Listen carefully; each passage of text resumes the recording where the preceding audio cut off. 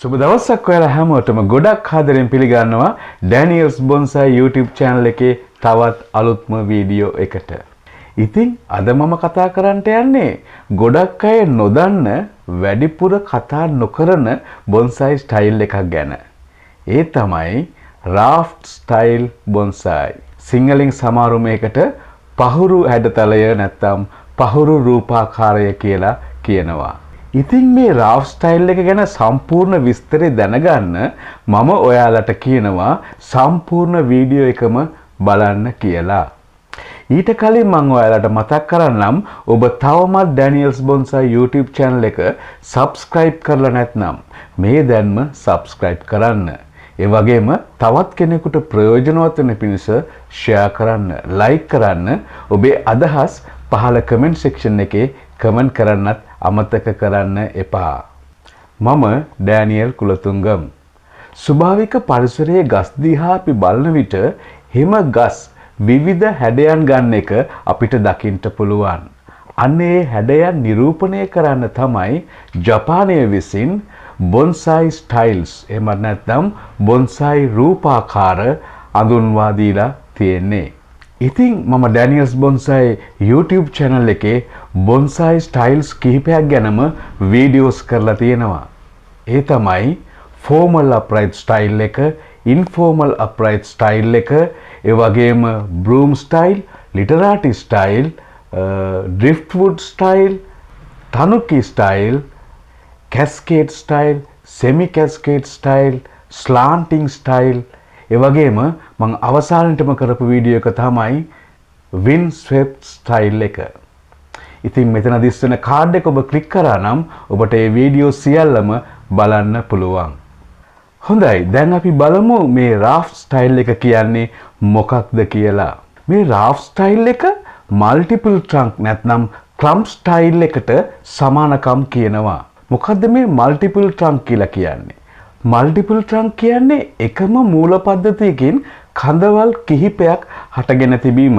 අන්න ඒ වගේ ගස් වලට තමයි මල්ටිපල් ට්‍රංක් නැත්නම් ක්ලම්ප් ස්ටයිල් කියලා කියන්නේ.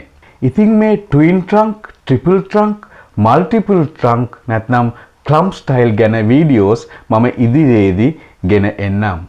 ස්වභාවික පරිසරයේ හොඳින් වැඩුණු ගසක් යම්කිසි හේතුවක් නිසා පෙරලිලා නැත්නම් වැටුණට පස්සේ එම ගහේ මුල් පොළොවට සම්බන්ධ වෙලා තිබෙන නිසා ඒ ගහ මැරෙන්නේ නැහැ.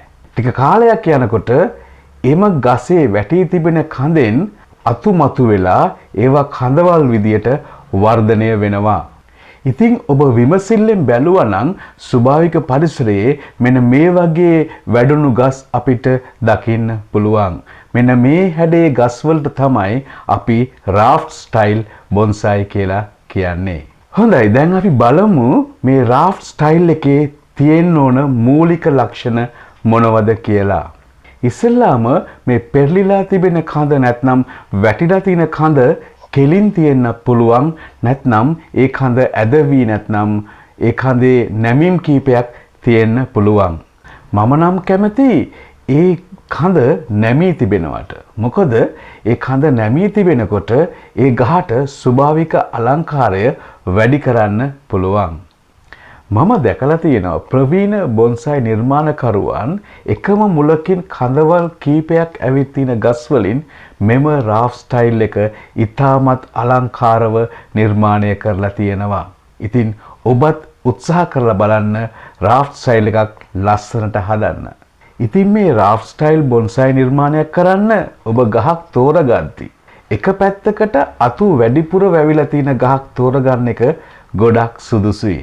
එහෙම ගහක් තෝරගෙන එක පැත්තක පමණක් අතු ඉතුරු කරලා අනිත් අතු සියල්ලම කපා ඉවත් කරන්න ඕනේ. ඊට පස්සේ මේ කඳේ පසෙන් යට වෙන කොටසේ පොත්ත කැම්බියම් ලේයර් එක පෙන්න තරමට ඉවත් කරලා මුල් අද්දවන ඕමන ස්වල්පයක් ආලේප කරන්න ඕනේ. ආලේප කරලා ඒ ගහ හිටවන්න ඕන. මොකද්ද මේ කැම්බියම් ලේයර් එක? ගසේ පොත්ත ගැන මේ සියල්ලම කම්බි එතීම යන වීඩියෝ එකේ මම පැහැදිලිව කියා දීලා තිබෙනවා. මෙන්න මෙතන දිස් වෙන කාඩ් එක ඔබ ක්ලික් කරා නම් ඔබට ඒ වීඩියෝ එක බලන්න පුළුවන්. ඉතින් මේ ක්‍රමයට ඔබ ගා හිටවද්දී ඒ කඳ තුවාල කරපු තැන් වලින් ඉක්මනටම මුල් අදින්න පටන් ගන්නවා.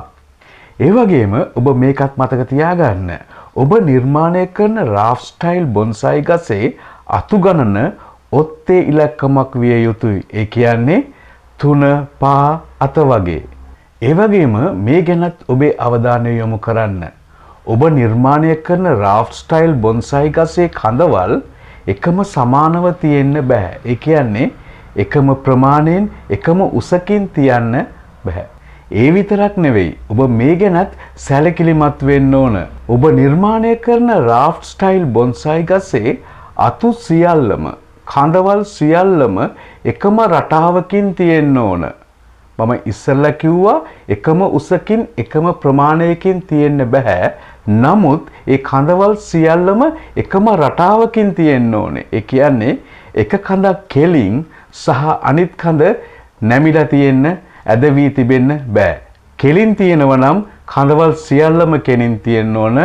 කඳවල් වල නැමීම් තිබෙනවා නම් ඔබ නිර්මාණය කරන ගසේ කඳවල් සියල්ලෙම නැමීම් තියෙන්න ඕනේ. සමානකමක් ගන්න ඕනේ. ඉතින් දැන් ඔබ දන්නවා මේ රාෆ්ට් ස්ටයිල් එක කියන්නේ මොකක්ද කියලා.